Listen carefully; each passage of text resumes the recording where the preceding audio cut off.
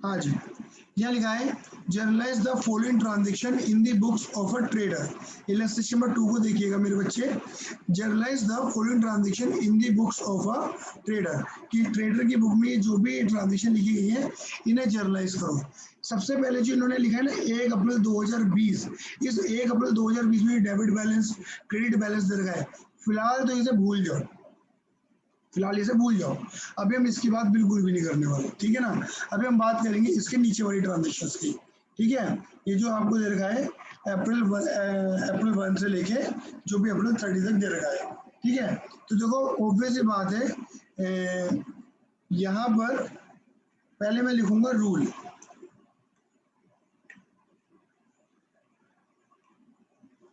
यहाँ पर सबसे पहले लिखेंगे रूल। रूल था, एक था रूल डेबिट का, एक था रूल क्रेडिट का, और शॉर्टकट मैंने आपको बता दिया था। Debit the receiver, credit the giver. Debit what comes in, credit what goes out. Debit all expense, credit all income. Debit the receiver, credit the giver. Debit what comes in, credit what goes out. Debit all expense, credit all income. बात clear हो गई? ये है आपके rule, ठीक है। ये rule बार बार लिखना जब तक कि तुम्हारे खून में ना मिल जाए, ठीक है। फिर हम लिखेंगे इन दी बुक्स ऑफ, मतलब जिसकी बुक में बना रहे हैं, इन दी बुक्स ऑफ। मुझे पता नहीं है तो मैंने डैश लिख दिया। जर्नल, क्या बना रहे बेटा जी? जर्नल। जर्नल का फॉर्मेट क्या होता है? यहाँ आती है डेट,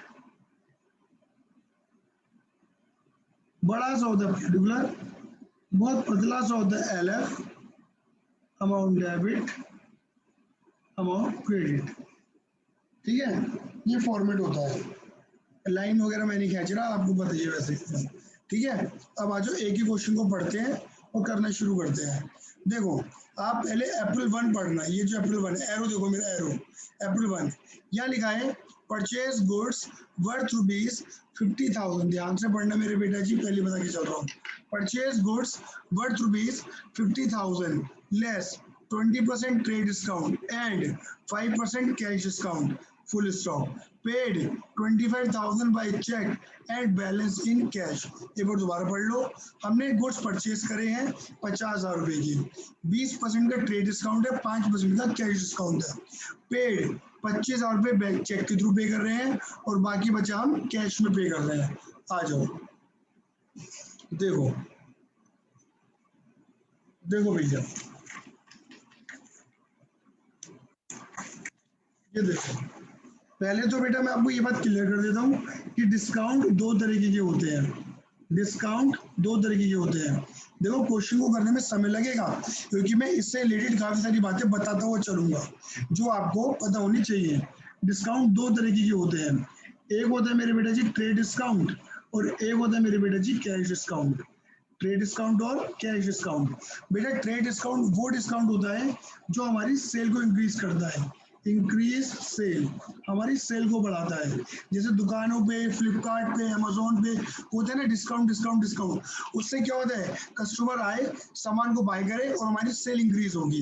इसे बोलते हैं ट्रेड डिस्काउंट, जो हर दुकानदार ये कंपनी अपने ग्राहकों को देती है अपनी सेल को इंक्रीज करने में, है ना। हर दुकानदार, हर कंपनी अपने ग्राहकों को देती है अपनी सेल को इंक्रीज करने में, उसे हम बोलते हैं ट्रेड डिस्काउंट। क्या बोलते हैं मेरे बेटा?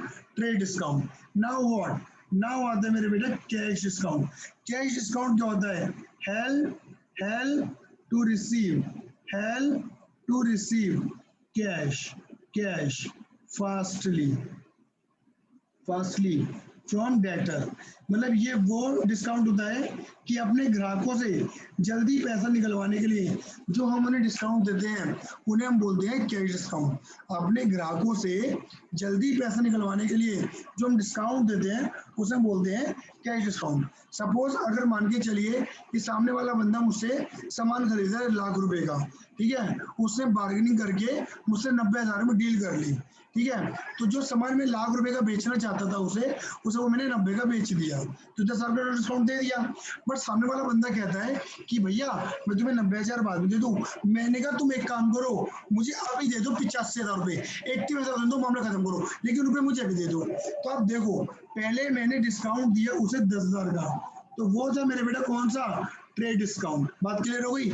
वो था कौन सा मेरे बच्चे, ट्रेड डिस्काउंट। 1 लाख का सामान 90 का लगा दिया ट्रेड, जिससे मेरा सामान बिके। बट सामने वाला बंदा क्या कह रहा है, रुपए बाद में दे दूं। मैंने कहा नहीं, मुझे आज दे दे रुपए, चाहे तू 85,000 85,000 दे, 90 लेने दे। डील 90 की हो गई थी, फिर भी मैं 85 ले रहा हूँ, यानी कि 5,000 का फर्दर डिस्काउंट दे रहा हूँ, जिससे मेरा ग्राहक मुझे जल्दी पैसा दे दे। मेरी बात क्लियर हो गई। तो डिस्काउंट दो होते हैं, ट्रेड और कैश। अब मैं अपने क्वेश्चन पे आता हूँ, फिगर भूल गया हूँ उस क्वेश्चन में। यहाँ पे देखो अप्रैल 1 में क्या लिखा है, अप्रैल 1 में लिखा है कि मैंने गुड्स परचेज करे 50,000 रुपए के, 20% का ट्रेड डिस्काउंट है, 5% का कैश डिस्काउंट है। देखो जी, अब बेटा ऑब्वियस सी बात है, समझना बेटा, हमने परचेज करा है, मतलब मैं गया ग्राहक के पास, सॉरी मैं परचेज करने जा रहा हूँ ना। तो देखो एक बात समझना, एक बात और बता देता हूँ मैं आपको परचेज से रिलेटेड, ठीक है। गुड्स, देखो मेरे बेटा, गुड्स का मतलब क्या होता है, गुड्स का मतलब होता है things which are purchase with the intention of sale. जिन चीजों को हम खरीदते हैं बेचने के मकसद से, उन्हें हम गुड्स कहते हैं, उन्हें जिनका हम व्यापार करते हैं। एक सब्जी वाला सब्जियां बेचता है तो सब्जियां उसके लिए गुड्स है। एक फ्रूट वाला फ्रूट्स बेचता है, फ्रूट उसके लिए गुड्स है। एक दवाई वाला मेडिसिन दवाइयां बेचता है तो मेडिसिन उसके लिए गुड्स है। फर्नीचर वाला फर्नीचर बेचता है, फर्नीचर उसके लिए गुड्स है। तो जिसका हम व्यापार कर रहे हैं वो हमारे लिए गुड्स है। कभी भी गुड्स अकाउंट ओपन नहीं होता। गुड्स को जब भी परचेज करोगे तो हमेशा परचेज अकाउंट ही ओपन होगा, और गुड्स को जब भी सेल करोगे तो सेल्स अकाउंट ही ओपन होगा। लेकिन कई बार परचेज करा हुआ माल तुम वापस कर देते हो, उसे बोलते हो परचेज रिटर्न, तब ओपन होता है परचेज रिटर्न अकाउंट। और जब सेल करा हुआ माल, सेल करा हुआ माल, देखो परचेज, मेरा हाथ देखना, परचेज करा हुआ माल वापस कर दिया, परचेज में आना, परचेज रिटर्न में जाना।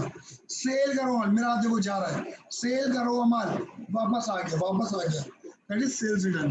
तब वहां पर सेल्स रिटर्न अकाउंट ओपन होता है। क्या ओपन होता है मेरे बेटा जी, सेल्स रिटर्न अकाउंट। बात क्लियर हो गई, purchase, purchase return, sale, sales return. बात क्लियर हो गई। मैं आपको ये समझाना चाह रहा हूँ, यानी कि गुड्स की जगह गुड्स अकाउंट नहीं आएगा, 4 अकाउंट यूज होते हैं। परचेज के टाइम पे परचेज, सेल के टाइम पे सेल, परचेज रिटर्न के टाइम पे परचेज रिटर्न, सेल रिटर्न के टाइम पे सेल्स रिटर्न।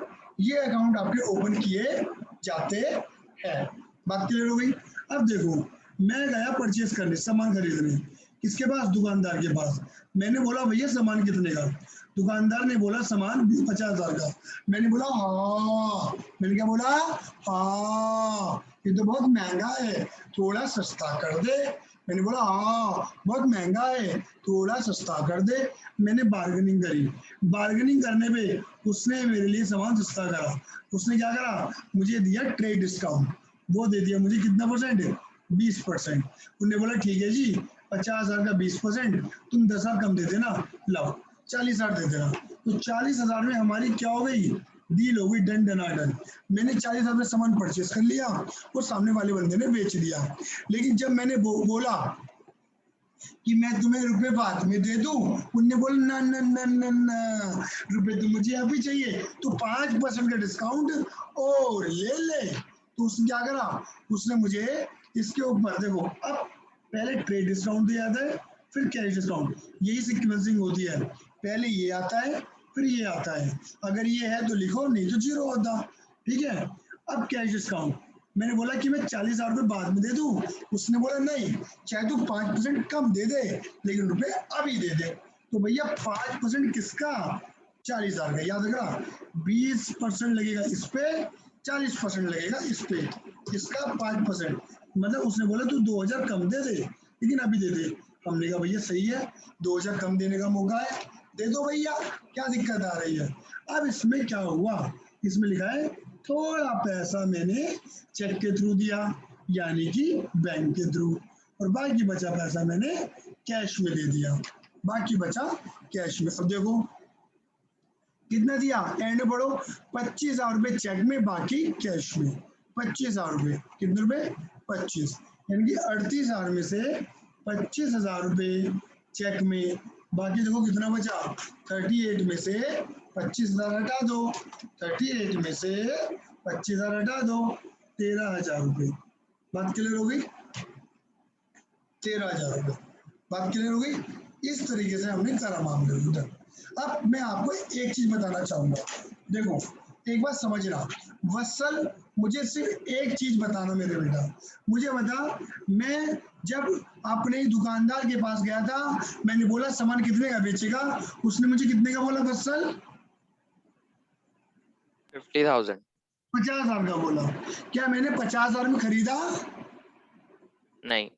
नहीं। मैंने कितने में डील कर ली? 38,000। 38 तो मैंने पे करा है, डील मेरी 40 में ही हो गई थी। डील हमेशा ट्रेड डिस्काउंट के बाद हो जाती है, ये बात समझ के चलना। 38 तो मैं पे कर रहा हूँ, अगर सामने वाला बंदा ये मान जाता कि ठीक है बाद में दे दे, तो मुझे कितने रुपए देने पड़ते? 40 देने पड़ते ना बेटा। 40,000। तो बेटा डील देख लिखा भी है मैंने, डील हमारी 40,000 में हुई है, मतलब एक तरीके से मैं 40,000 देने के लिए भी रेडी था, बट क्योंकि मुझे वो बाद में देने थे, उनने बोला नहीं आज दे दे, चाहे तू थोड़े कम दे दे, ले रहे नहीं है। तो बेटा देखो हमारी डील यहाँ पर हुई है, सामने वाले बंदे की सेल यहाँ पर है और हमारी परचेज यहाँ पर है। तो याद रखना मेरे बेटा, जहाँ पर डील हुई है रिकॉर्डिंग वहीं से शुरू होती है, ठीक है ना। जहाँ पर ट्रांजेक्शन बनी है, यहाँ तक तो सिर्फ बातें चल रही थी, सिर्फ बातें चल रही थी, ये कुछ भी रिकॉर्ड नहीं होगा। इसलिए पढ़ाया जाता है कि ट्रेड डिस्काउंट कभी भी रिकॉर्ड नहीं होता, कैश डिस्काउंट हमेशा रिकॉर्ड होता है। ट्रेड डिस्काउंट कभी रिकॉर्ड नहीं होता, कैश डिस्काउंट रिकॉर्ड होता है, क्योंकि ऑब्वियस ही बात है, ये डील होने से पहले था, रिकॉर्ड नहीं होगा, ये डील होने के बाद में है, ये रिकॉर्ड होगा। क्लियर है? अब देखो मैं यहाँ पे रूल लगाता हूँ, सुनना, मैं रूल लगाऊंगा मेरे बेटा, लो जी रूल लगाऊंगा मेरे बेटा। अप्रैल की पहली तारीख है मेरे बेटा 2020, यहाँ लिखूंगा बेटा 2020 अप्रैल की पहली तारीख। देखो रूल लगाएंगे, ब्लैक पेन मेरे हाथ में है, देखो क्या लगाएंगे। देखो मैंने सामान खरीदा, ठीक है, अब मैंने सामान खरीदा हो, किसी बंदे से तो खरीदा होगा ना कोई बंदा तो होगा, हालांकि इस ट्रांजेक्शन में मुझे नाम नहीं बता रखा कि कौन सा बंदा है, राम श्याम सीता की कोई नाम नहीं बता रखा, ठीक है ना।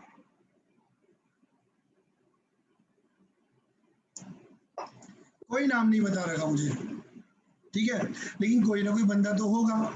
बट मुझे सिर्फ एक बात बताना मेरे बेटा, ठीक है, मुझे बताना मेरे बेटा, मैं पूछना चाहूंगा किससे पूछूं मैं, हाँ कौन चला गया, अंजन, ठीक, मैं पूछना चाहूंगा नदिया से। नदिया मुझे एक बात बताना, अगर तुम किसी शॉप पे गई, सपोज मान के चलो तुम ग्रोसरी शॉप पे गई आटा दाल चावल खरीदने के लिए, तुमने 1,000 रुपए का सामान खरीदा और हैंड टू हैंड सामने वाले बंदे को 1,000 रुपए भी दे दिए, क्या तुम्हें उस दुकानदार से मतलब है या दुकानदार को तुमसे मतलब है, ये बताओ। No sir. नहीं, यानी कि अगर हम कुछ भी सामान परचेस करें या सेल करें और हैंड टू हैंड कैश देना लेना कर लें कैश का, तो हमें सामने वाले बंदे से कोई मतलब नहीं है। और अपने लास्ट लेक्चर के अंदर मैंने ये बात बताई थी कि मैं रिसीवर गिवर अपने आप को कभी नहीं मानूंगा, हमेशा दूसरे बंदों को मानूंगा। अपने आप को हमेशा बिजनेस मानकर सोचो और कभी भी खुद को रिसीवर गिवर मत मानो, खुद को मत मानो दूसरों को मानो। लेकिन रिसीवर गिवर हम दूसरे बंदों में भी किन को मानते हैं, या तो रुपए लेने बाकी हैं या देने बाकी है, या लेने बाकी है या देने बाकी है, या तो कोई लेन देन ही नहीं है, या तो पहले लेन देन हो चुका, तो कोई रिसीवर नहीं होगा कोई गिवर नहीं होगा। कम से सोचो मैं बिजनेस हूँ, क्या मेरे पास कुछ आ रहा है, हम बोलेंगे हाँ हमारे पास क्या आ रहा है, हमारे पास आ रहा है मेरे बेटा जी क्या, गुड्स परचेजेस, क्या आ रहा है मेरे बेटा जी, गुड्स परचेजेस आ रही है। क्या हमारे पास से कुछ जा रहा है, हाँ जा तो रहा है, क्या जा रहा है, हमारा पैसा जा रहा है, गोस आउट, भाई सामान आ रहा है पैसा जा रहा है। क्या कोई खर्चा है, नहीं खर्चा नहीं है, आप लोग परचेस कर रहे हो खर्चा नहीं है बेटा, ऑब्वियसली बात है ना, एक चीज आ रही है कम से, एक चीज जा रही है गोस आउट, है ना, जिसे खर्चा नहीं बोल रहा मैं। इनकम है, इनकम क्या है, इनकम है बेटा, इनकम क्या है कि मुझे रुपए देने थे एक्चुअल में 40 और दे रहा हूँ मैं 38, 2000 का फायदा। कैश डिस्काउंट रिकॉर्ड करूंगा, क्रेडिट रिकॉर्ड नहीं करूंगा, ठीक है। अब देखो डेबिट में राइट कहाँ पर है, पहले डेबिट का पल्लू पकड़ो। डेबिट में राइट कहाँ पर है, कम से, कहाँ पर राइट है मेरे बेटा जी, कम से में राइट है, क्लियर है। तो बताइए एंट्री क्या लगेगी, डेबिट में राइट है कम से, क्या आ रहा है, कम से क्या आ रहा है, अब असल क्या आ रहा है हमारे पास, बिजनेस में सोचो, गुड्स कैश। गुड्स आ रहे हैं ना, कैश कहाँ से आ रहा है, पढ़ सर दे। सॉरी क्या आ रहा है, गुड्स आ रहे हैं हमारे पास, गुड्स। क्लियर है। और मैंने क्या बोला था, जब गुड्स आते हैं तो हम क्या लिखते हैं, परचेजेस अकाउंट डेबिट, क्या लिखते हैं, परचेजेस अकाउंट डेबिट, गुड्स आ रहे हैं परचेजेस अकाउंट डेबिट। और क्रेडिट में राइट कहाँ पर है मेरे बेटा, देखो डेबिट में तो हो गया, अब क्रेडिट में राइट कहाँ पर है, क्रेडिट में राइट है गोज आउट, क्रेडिट में राइट है गोज आउट, ठीक है। देखो डेबिट में राइट एक जगह था, हो गया खत्म, डेबिट में कहीं और राइट नहीं है, छोड़ दो डेबिट का पल्लू, अब पकड़ो क्रेडिट का पल्लू। क्रेडिट में पहला राइट कहाँ पर है, गोज आउट, हमारे पास से क्या जा रहा है, पैसा, पैसा हाँ दो तरीके से जा रहा है, एक तो है देखो क्रेडिट करने के लिए क्या करोगे, लिखोगे टू, अगर पैसा जा रहा है जो बैंक के थ्रू जा रहा है टू बैंक, और जो कैश में जा रहा है वो कैश। देखो तुम अब देखो, तुम बोलोगे हमने परचेज की डील करी थी 40 में, बट हमने 25,000 का दिया कैश, 25,000 दिए थे कैश में, 38 में से 25 गए थे, 13,000 रुपये दिए हमने कैश में। और देखो क्रेडिट में एक राइट और है, और वो राइट कहाँ पर है मेरे बेटा जी, इनकम में। इनकम में क्रेडिट कहाँ करोगे, इनकम में क्रेडिट, इनकम में क्रेडिट किस नाम से, डिस्काउंट रिसीव। कौन सा डिस्काउंट, सिर्फ कैश डिस्काउंट, रेट कभी रिकॉर्ड नहीं होता। कितने रुपए का, 2,000, देख लो 40,000 में से 25 और 13,000 पे कर दिए, 2,000 का हमारा फायदा। उसके बाद हम लिखते हैं नरेशन, नरेशन लिखते हैं बीइंग गुड्स परचेज्ड, बस इतना ही बहुत है, बाकी थोड़ा लंबा चौड़ा करना चाहो कर लो, कोई दिक्कत वाली बात नहीं है। पहली ट्रांजेक्शन थी, बट पहली ट्रांजेक्शन में हमने बहुत कुछ सीखा भी।